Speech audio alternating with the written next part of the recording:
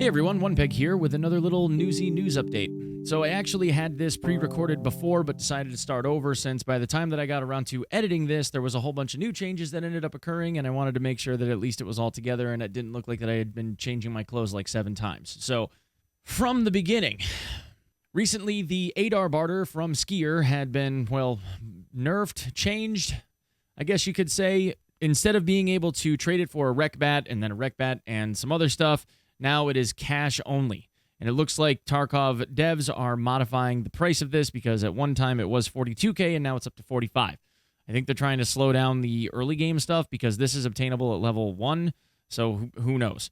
In the second of our You Might Have Been Living Under a Rock update series, we also have a couple of new crafts, well, one modified and one new on the med station. The first one is a craft for a mule stim. Specifically, 1 Zagustin, 1 morphine, 2 max energy drinks, and 2 piles of meds will yield you a mule, which tends to come in handy. Even when you're just doing a loot run, it's always a good idea to keep one in your container, if you can. Because this beats out the 70K price tag, given the mats and whatnot, you can build it for a little bit cheaper. And in the case of doing loot runs, sometimes you just find yourself in need of one. Definitely did. Oh.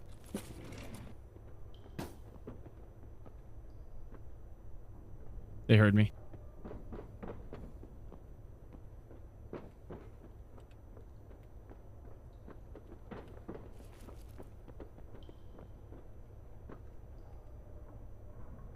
I need him to get closer if I'm going to get the one tap.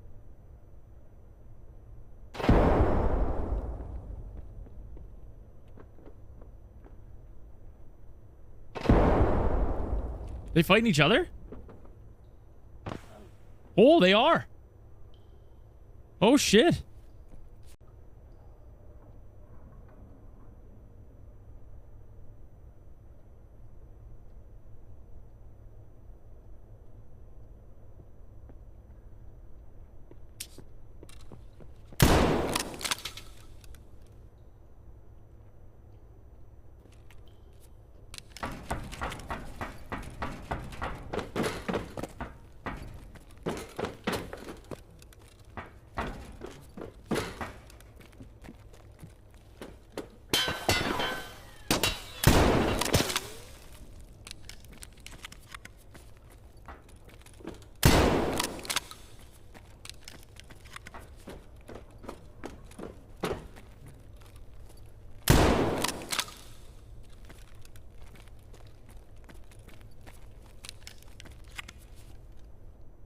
Man down, chat!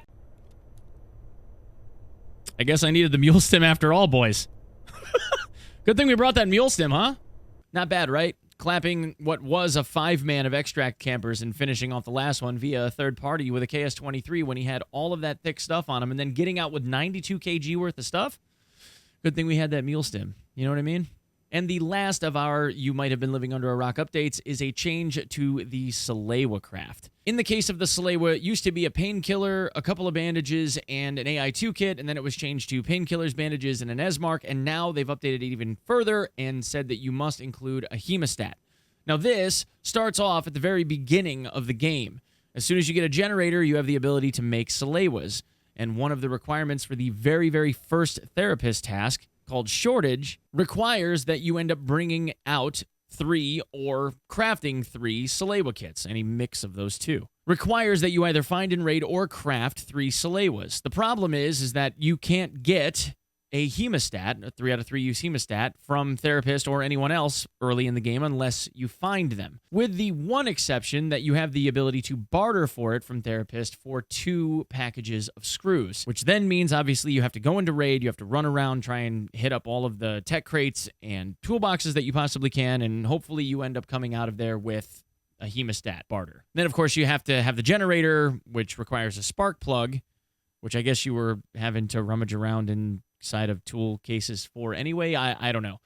At any rate, the material cost to generate this, instead of just buying it outright from Therapist or someone on the flea market, is way more expensive. You'd be better off just going and buying them outright instead of bothering to craft them, because it costs more to craft it than it does just to buy it. So I don't really know what's going on here. I feel like in the early game, you really shouldn't be penalizing people that are under like level 5 If anything, the push should come after level 10 when people have access to the flea market and you can just go on meme farm runs and afford anything that you want as long as you have the cash. And from the rumor mill, because we don't really know what is causing this, it seems, and from the rumor mill, because we're not really sure what's causing this, but it seems that on the hideout, the water collector that uses the water filters, the production of this is somehow stunting the ability for people to be able to gain any type of hideout management or crafting experience.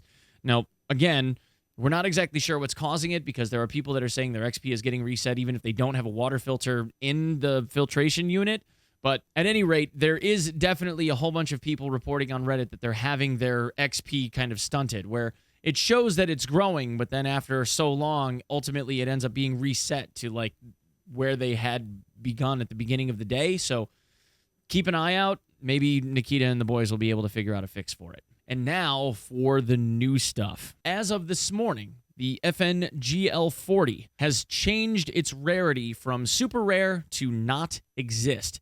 What that means is every item in the game has a certain amount of rarity. There's common, rare, super rare, and then not exist. When it says not exist, that means that neither through the scav case or anywhere found spawning anywhere in the game world will you find that item. In this case, we're talking about the GL40, so the GL40 is no longer able to be found in raid instances. Unless, of course, somebody got crazily lucky and it ended up inside of a scav backpack or something nuts, but the chances of that happening are slim to none. Needless to say, you won't find it on marked circles anymore, which means the only way to reliably obtain one is to get it through barter. That also means that we'll see significantly less of them floating around on maps. So all of you guys that are getting clapped by GL grenades for whatever reason, because I've only ever seen like one in the last year and a half, you don't have to worry about it as much anymore. However, that also means for any of you that want one, right now they're about 800K and going up because they're going to run out on the flea eventually. You won't see them on the flea anymore once they're gone. When they're gone, they're gone. So get out there and grab them. Or if you're somebody that's selling them, get paid, you know? The only other really big new piece of news comes from Mechanic 3 and a new barter for the Black Keycard. This barter is for 4 tank batteries, 5 Cyclone batteries, and 1 RFID reader, which makes the total cost, assuming that the prices don't skyrocket because of the hype around this, to be somewhere around 3 million rubles, based on current prices for things like tank batteries, which are really the expensive part of this. All in, you're looking at somewhere around 3 million rubles, which is a far cry better than the 4.8 million rubles, which is the listing for the cheapest Black Key right now. So, you know, for those of you that want one, it exists. In my last news update, I think I may have misspoken when I said that there was a dev podcast on the 29th of January. It was actually a community podcast that was hosted by my good friend, Sneaky Roo 007. In Sneaky's community podcast, they had discussed a whole bunch of different things having to do with the game and new patch notes, et cetera, from the last kind of change wave that came through. And at the end, which is the part that I want to focus on for this, there was a whole bunch of dev Q&A where they kind of did this rapid-fire Q&A response thing where they had written questions into Nikita and the devs, and then they responded with their answers. For the purpose of this, if you guys want to hear what those answers were, I'll just rapid-fire knock them out, and we'll go from there. Question 1, how bad has Corona slowed things down? The answer, not much. What new weapons should we see soon? Well, the answer for that, AEK 971, the Scar H, and the Scar L. People asked if there was any interest in new types of esports or tournaments or whatever where the devs could get involved. The devs said that they are always interested in hearing stuff like that and to send your suggestions into BSG at info@battlestategames.com. They also asked if there was the ability to use private servers and what numbers would be required in order to be able to use the private servers for those types of events. And the devs said there is no minimum, just ask. Now, they may refuse you, but they don't actually have a minimum requirement in terms of like numbers of participants or anything like that. The next question had to do more mechanically with whether or not swimming would be possible in the game, and the devs said no. The question was then asked about BSG's position on glitches and abusing them in game.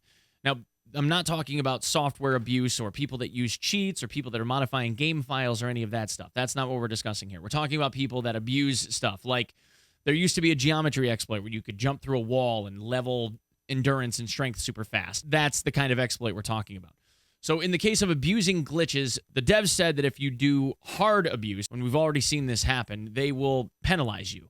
In some cases, people had their accounts reverted back to level 1. In other cases, people had those skill ups that they had obtained reverted back to level 1 on the skill. So it depends on like how aggressive you're being with the infraction. In the case of beta, though, they're not going to be banning anybody, so you do at least have that in your favor. There was then a question about whether or not there will be wildlife in the game, and Nikita said, well, we already have birds. And then the final 2 questions. The first one, will there be a QOL system for locking items in your bags or in your stash so that they don't get accidentally deleted or dropped? And Nikita said, yes. And then lastly, can there be a system where BE informs users of being banned? Now, the devs took this 2 different ways. One was in the case of somebody that was actually doing the cheating, and then the other case being somebody that reported a cheater.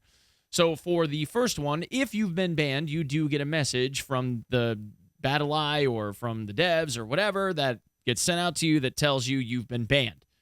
The second is more about a feedback system. And the dev said there will be eventually some type of feedback reporting that gets sent back to you as the reporter that tells you that somebody got banned that you reported.